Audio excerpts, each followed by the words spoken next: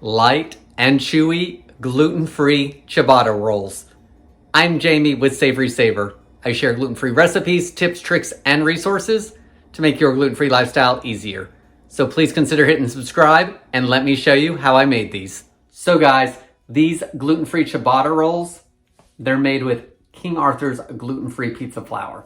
Now, I didn't even realize they had this until a few days ago, and I'm not really sure why because it's been out since like August of 2022. So that's like what, 8 months at this point? Didn't know about it. In any case, let's go over the ingredients.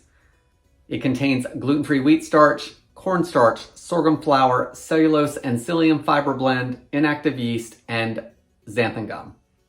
That being said, it does contain wheat starch. Now, King Arthur says the wheat starch has been processed to allow this food to meet the FDA requirements for gluten-free foods.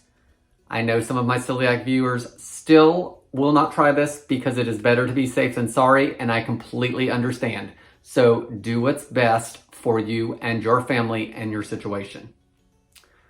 Price-wise, it's around $12.95 at the time of this filming on Amazon and on the King Arthur website. It's 2 pounds of the flour blend.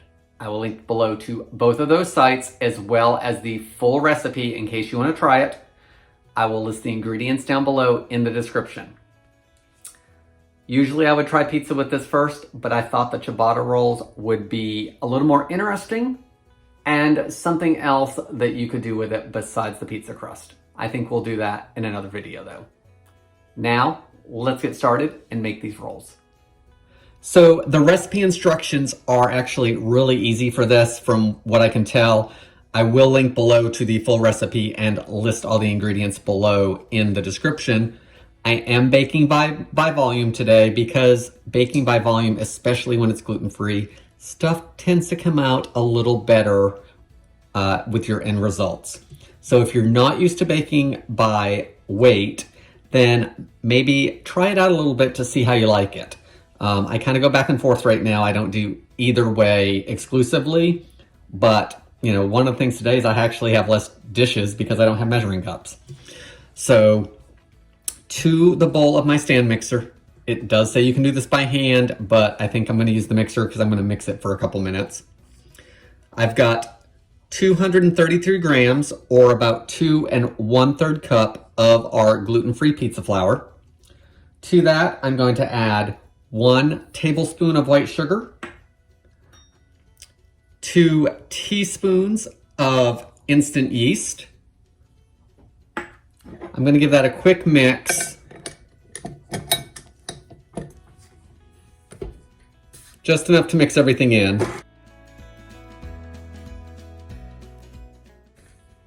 All right, I just mixed it enough just to get the yeast distributed because I am going to add some salt. So I always like to try to mix it up before I add the salt because sometimes salt can affect the rise of a yeast. So that is 3/4 of a teaspoon of salt. The last 2 ingredients I'm going to add, 284 grams of warm water. This is about 120 degrees, and that's about 1 1/4 cup if you're measuring by volume. So I'm going to add that in there. I'm going to add a tablespoon of olive oil.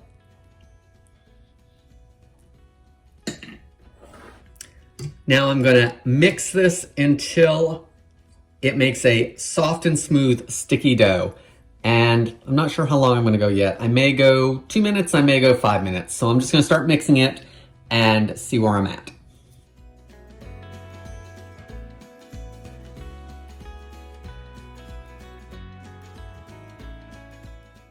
Okay, so it's been about 5 minutes, and let me take this off here so you guys can see it. So the batter slash dough, I did about 3 minutes and then scraped the bowl down and did it for an additional 2. So now what we want to do is scrape everything back down into the bowl and then just lift it up a little bit and make sure that everything is mixed underneath, which it is from what I can tell. Okay, so The dough has been scraped down. It's smooth and sticky like the directions say. We do need to let this rise for about 45 minutes. So I turn my oven on to the lowest setting for about a minute and then turn it off. It's a little cool in the house today, so I want this to rise. So now I want to cover this up. I'm just going to use a kitchen towel. It's not going to rise up over the bowl, so there's no worries about that. I'm going to put it in my oven and I'm going to let it rise in there for about probably a half hour. The rise time's about 45 minutes, but we do need to preheat the oven before we bake it off. So I'm going to take it out and let it do a few minutes on the counter. So let me put this in the oven and we'll go over a couple steps that you want to have ready for when your dough is ready.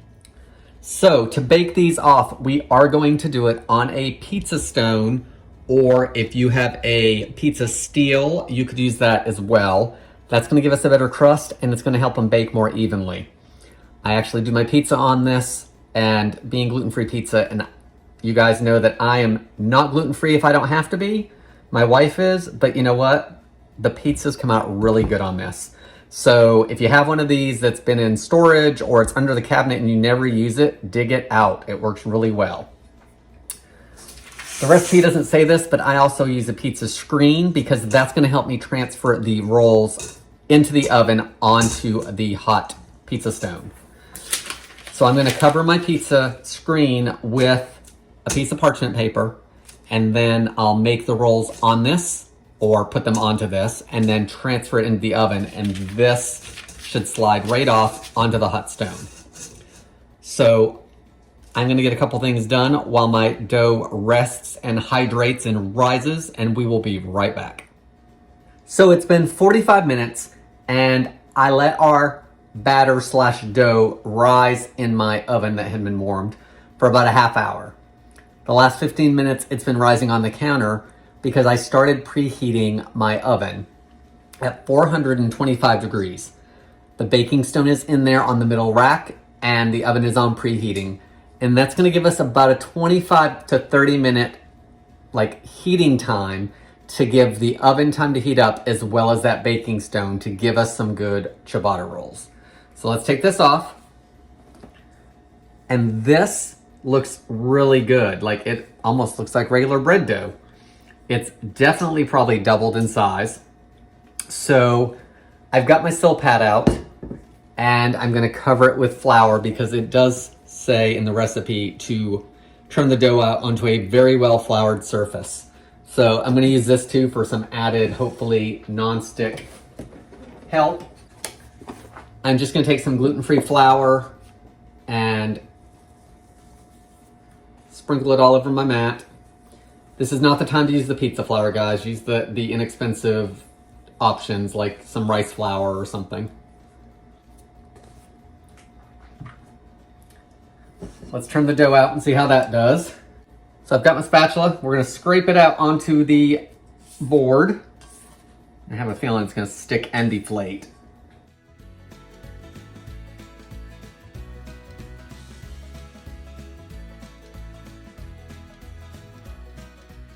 So it did stick to the bowl some, but that's okay. I'm gonna try to scrape that out and put it back with the dough. Now that's on the board, we're gonna try to gently stretch it into a 9x6 or a 6x9 rectangle. It's kind of a rectangle now. Let's see where I'm at. So I'm about 9 inches long, but I need to go out more. So let's try to stretch it out gently. I don't know the best way to do this because it is pretty sticky.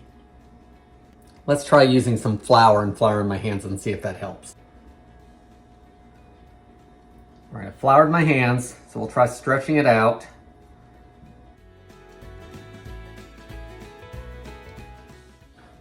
Also try to use this some and see if that helps it. That actually seems to be working better to flour the spatula out. Now that our dough is where it needs to be, we need to transfer it over to our parchment paper, and we want to try to be as gentle as we can with it. So let's start by cutting them. You should get 6 rolls and you want them to be about 2x3 each.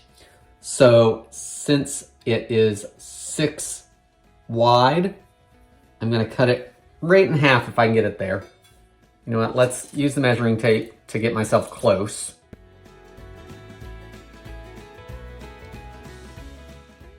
My measuring skills are not always the best. That's okay, still gonna do it. Now we need to get 6, so you wanna do it in about thirds. As you can see, we're gonna have different size rolls, and that's fine. Maybe I'll try to square them up once I move them. So let's figure out the best way to lift these up.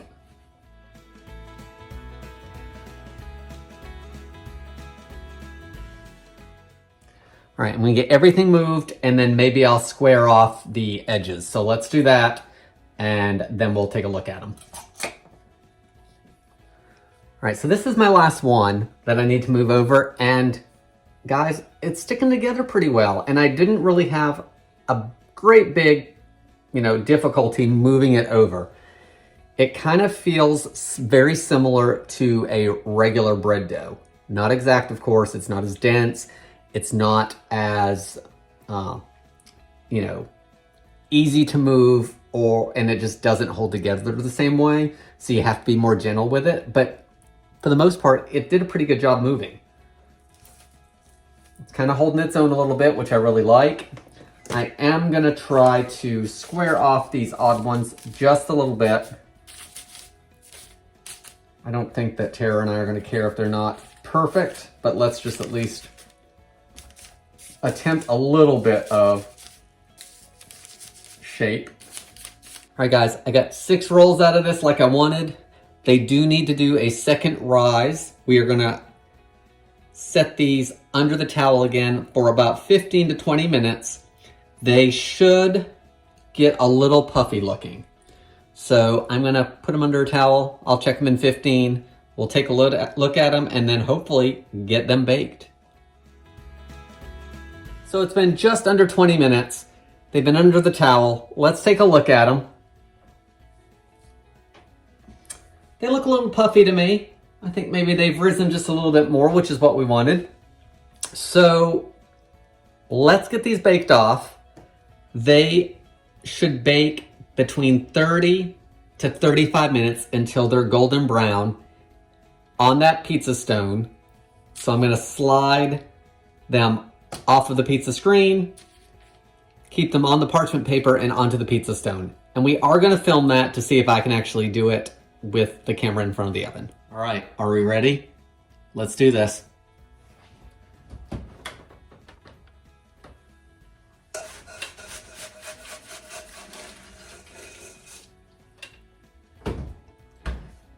See how easy that was? Slid right off into the oven. I'm gonna do a 30 to 35 minute bake until they're golden. Take them out, let them cool, get a couple pictures, and we're gonna give them a taste.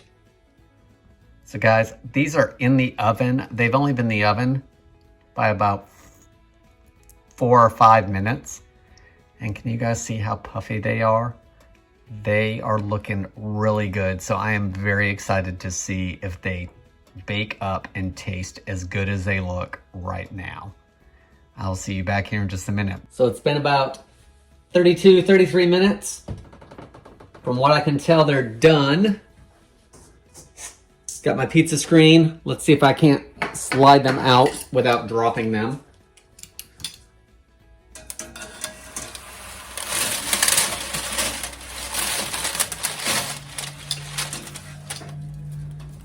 There they are, nice and golden brown.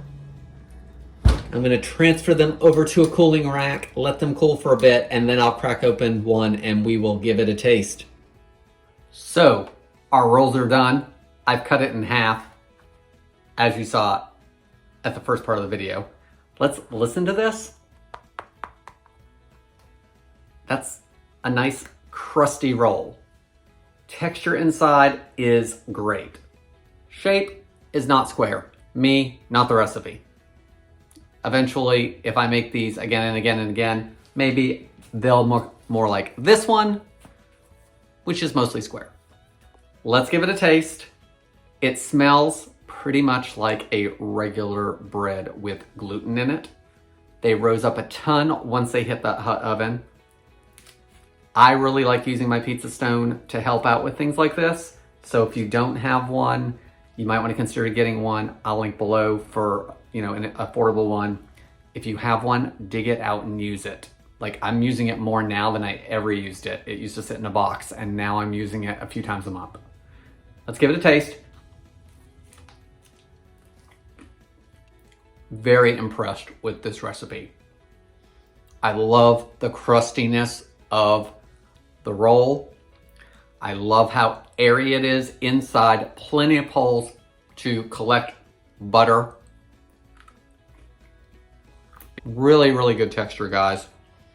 Pretty much tastes like bread, which I know, if you're like my wife, gluten-free, that's all she longs for, is the taste and the texture.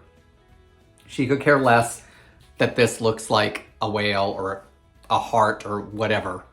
She doesn't care it's square. She just wants it to taste like real bread. Storage-wise, guys, couple days, wrapped tightly at room temperature. That's pretty good for a gluten-free product. They like to dry out. I'm reading off the recipe now if you can't tell.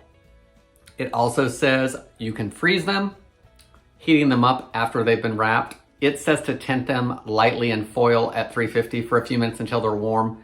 I would probably just pop them in the oven, not wrapped up, or the toaster oven, just for a few minutes, just to warm them all back through so any butter that you put on there is gonna melt. I think, as far as using these for things, when I cut it, I used a serrated knife and it cut beautifully. The sound was amazing going through that crust. I think these would be great for a sandwich. Great just as dinner rolls. I think if you have people over and you're getting people that eat gluten and those that don't, make these rolls. Don't get them something separate. If your household especially doesn't allow for that, make these rolls. They're not gonna care. They taste really good. Again, we used King Arthur's gluten-free pizza flour blend. I will link below for information on that. We will probably do the pizza recipe. Keep an eye out for that. Guys, I want to thank you so much for watching. I hope you enjoyed this video. Please leave me any comments below, and I hope to see you on the next video.